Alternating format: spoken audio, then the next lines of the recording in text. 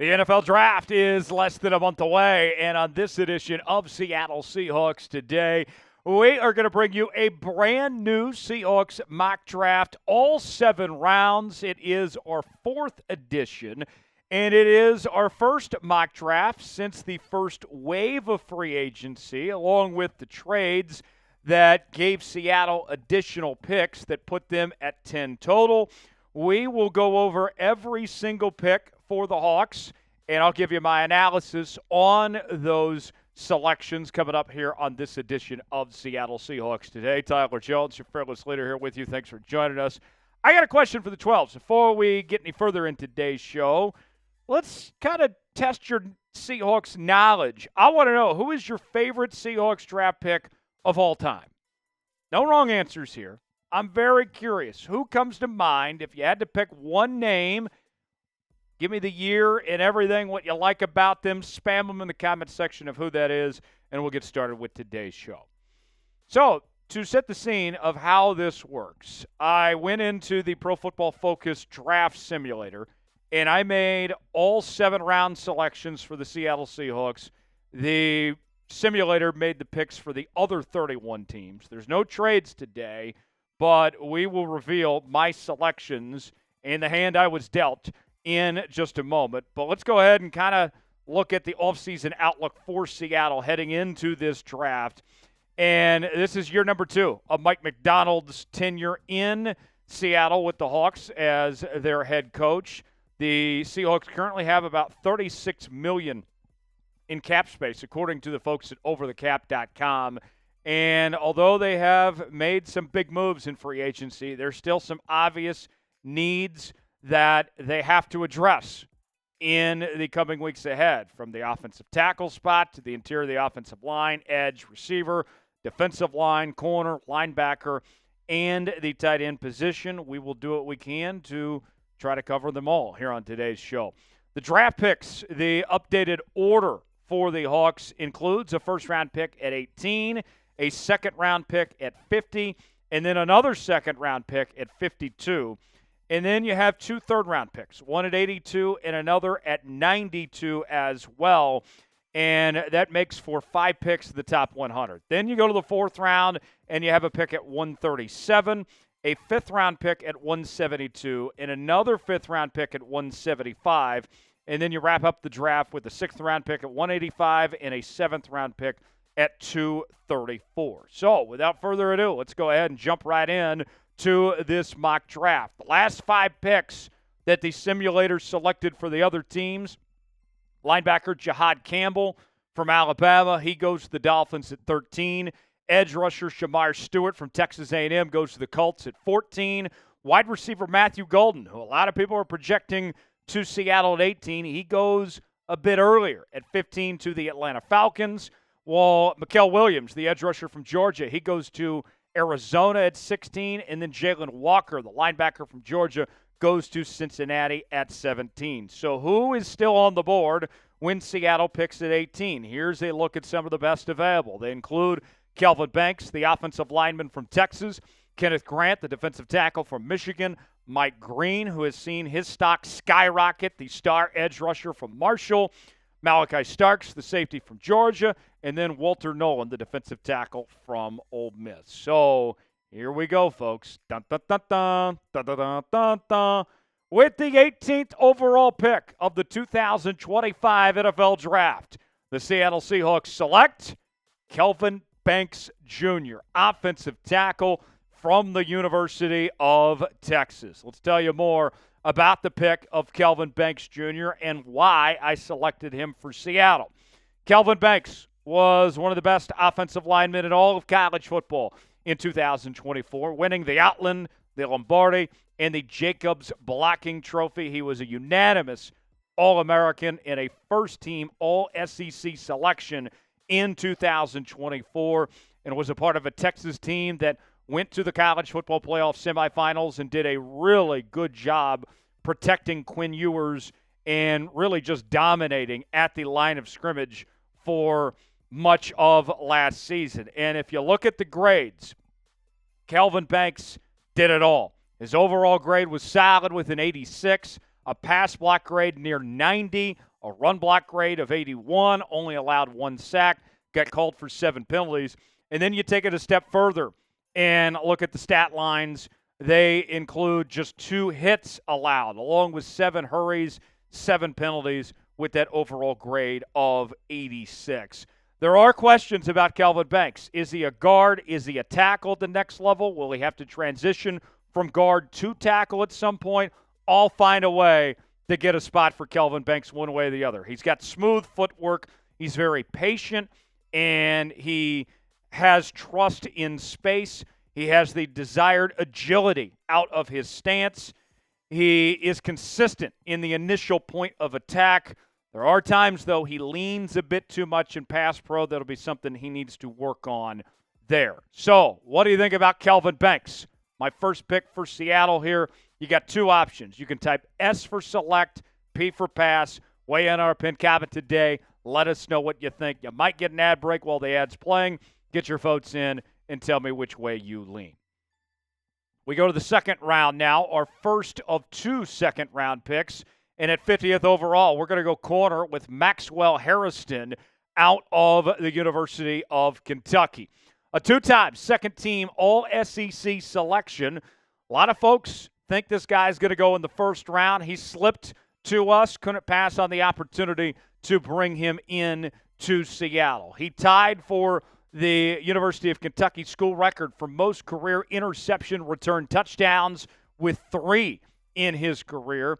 And you look at his numbers. He was banged up a little bit this season, but still put up impressive stats with 19 tackles, 1 TFL, 5 pass breakups, an interception, and a touchdown.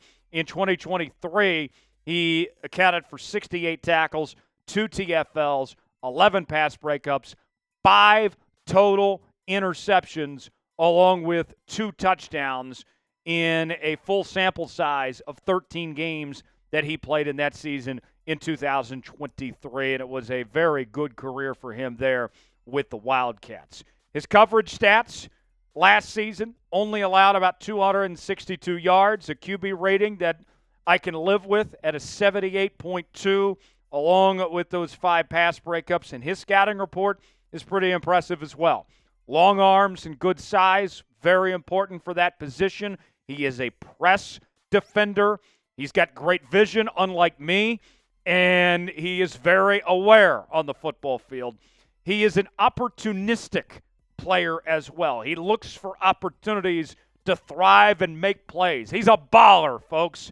He is a bit inconsistent with his footwork. That will be something that he needs to change on that front. So we're 2 picks in. Let's continue in the second round with our second round pick, and this is where we find Michigan edge rusher Josiah Stewart at 52 overall. Let's tell you more about Stewart. Started his career with Coastal Carolina from 2021 to 2022. Then he entered the infamous transfer portal and finished off his collegiate career with the Michigan Wolverines, helping them win a national title. And this past year, he was named second-team All-Big Ten. Very productive in his time with the Wolverines. This past season accounted for 8.5 sacks along with 37 pressures and 2 forced fumbles. The year prior had 38 tackles, 9 TFLs, 5.5 sacks, and 29 pressures. And you can see from Coastal Carolina all the way to when he finished at Michigan, he got better each and every year. When you look at his scouting report, the production is very impressive.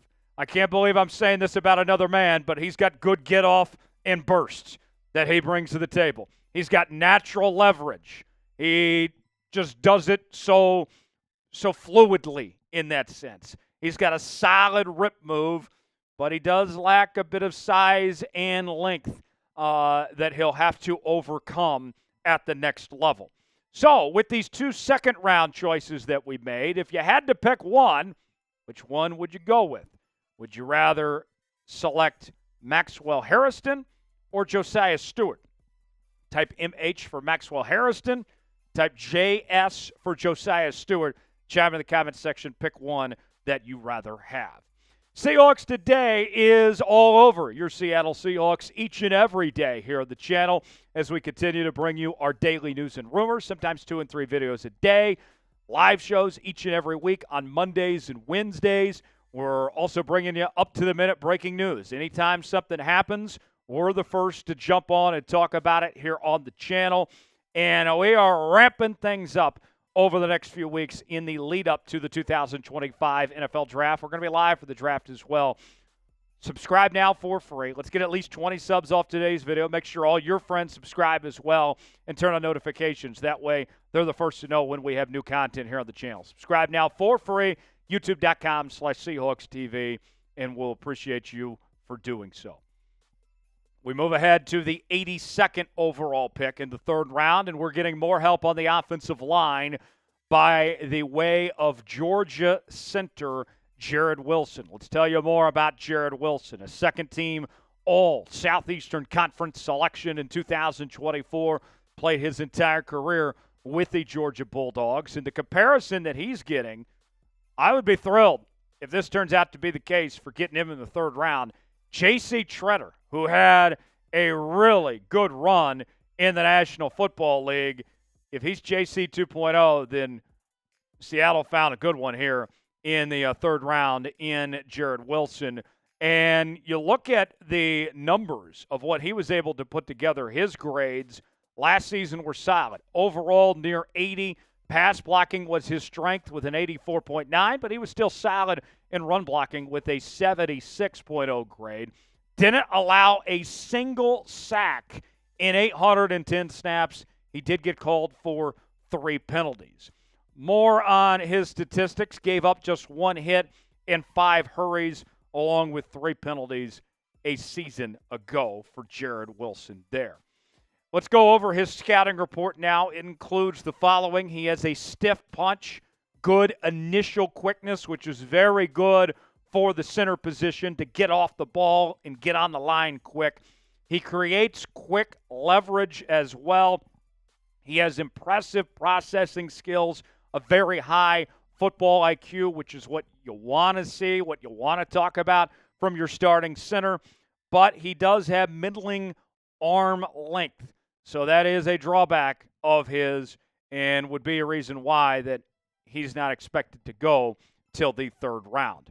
Up next at 92 overall, Seattle gets the help they're looking for at the receiver position. A player that actually has taken a visit with Seattle. That is TCU wide receiver Savion Williams at 92 overall. Let's tell you more about Savion Williams.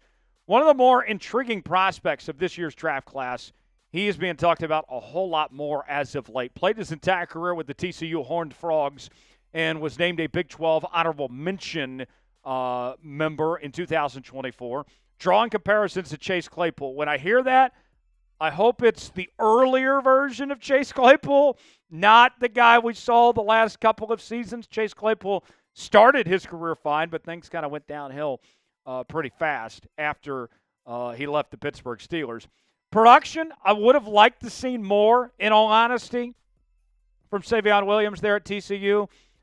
He finished last year with 60 total catches for 611 yards and 6 touchdowns, but he looks the part as he has outstanding size at his position, and maybe it's something where he's still learning how to play with his body in that sense. He is a speed athlete. He is going to be a true vertical threat, and he's got an explosive burst. He also has a very good run-after-catch ability as well, but he does lack some natural hands. There has been a drop issue with him at times, something he'll need to overcome. Who's a player the Seahawks should draft? We've gone over several names already. Who comes to mind that you would like to see in Seattle? Chime in the comments section and tell us who you would draft for this Seahawks team. Weigh in and let us know.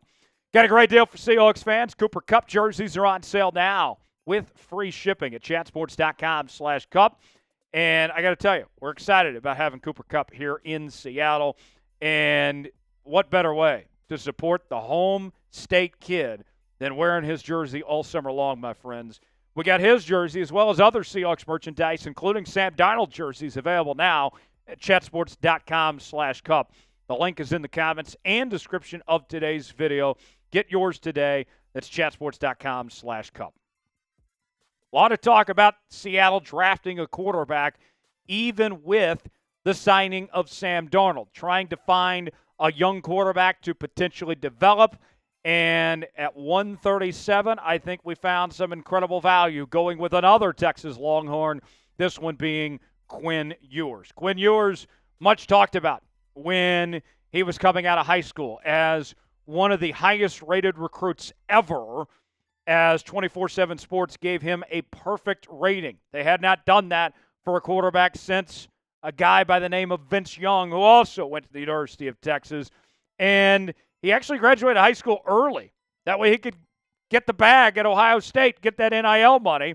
Was there for a year. Sark gets him to come over to UT, where he spent the rest of his career, helped lead Texas to a Big 12 title, was named to the second team All Big 12 in 2023. It was also the Big 12 championship game MVP. This past season was the second team All SEC selection in 2024. And you look at his numbers. Quinn Ewers, his touchdown rate went up every single year. His interceptions numbers did double this year. His yardage was down a little bit with more games played, and he threw for about 66% this past season. There's not a lack of confidence when it comes to Quinn Ewers. Everywhere he goes, and I've been in the same room with him before, he owns the room. The moment is not too big for Quinn Ewers. He is a point guard style quarterback, and one of the things that we've heard is that Clint Kubiak is looking in his quarterbacks for guys that are point guard styles, that have command of the offense and can see everything in that all-22 view. He's got functional mobility. I wish he would run a little bit more than what we've seen as of late. I think the injuries kind of held him back in that sense compared to the runner that he was earlier in his career. He has a sharp release, but there are some accuracy concerns. We've seen the good, and we've seen the bad with Quinn Ewers. He's made some big plays in some crucial moments, like against Arizona State in the Peach Bowl, with that play that helped them win that game in a crucial moment. And then we've seen times where he has had his struggles, where he was off and he cost his team games. He's been the reason why Texas won a lot of games, and he's also been the reason why Texas lost some big games over the years as well. I still think there's a good chance that Quinn Ewers has not developed fully yet, that his best football is still in front of him in that sense. Should the Seahawks draft a quarterback? We know John Schneider doesn't do this too often. Should they in 2025? Type Y for yes, in for no. Chime in, let us know if you think Seattle should draft a QB or not. For the final four selections, let's go to the other side of the Red River Shootout, and we select Oklahoma linebacker Danny Stutzman at 172 overall. Stutzman, a terrific leader, a great tackler. Danny Stutzman, he can play on my team any day, and I think he could compete for playing time right away in this Seahawks defense. Then we go to 175, and we're getting help on the defensive line with Tonka Hemingway from South Carolina. A lot of girth in this guy that he brings to the table. This is a big human being. And then, talk about a steal. At 223, we end up with Bama safety Malachi Moore. He was a first-team All-American, and we got him at 223. That's a bargain, folks. I don't know why people are sleeping on Malachi Moore.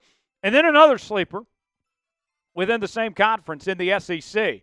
We're going with LSU wide receiver Kyron Lacy with our final selection at 234 overall. Kyron Lacy, I think he's another guy that has been forgotten about after having a very good season with the LSU Tigers. It's our final pick.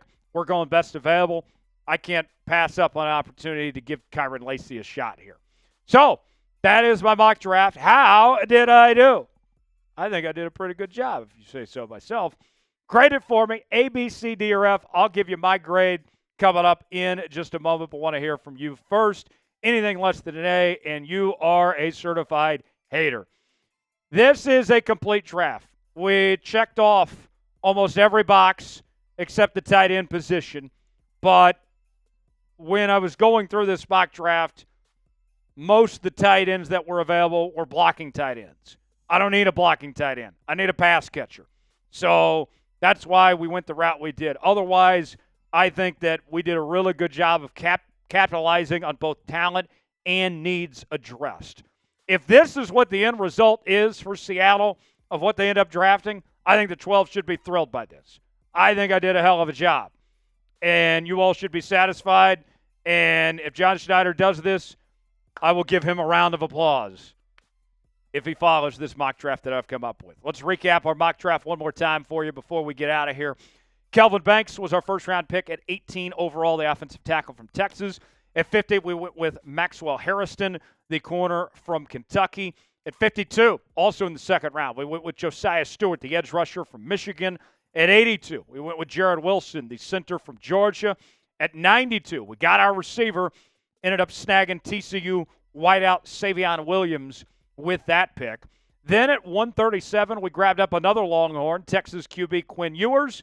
At 172, we snagged up Oklahoma linebacker Danny Stuntsman. And then at 175, we went defensive tackle from South Carolina, Tonka Hemingway. At 223, we got a steal in Bama safety Malachi Moore.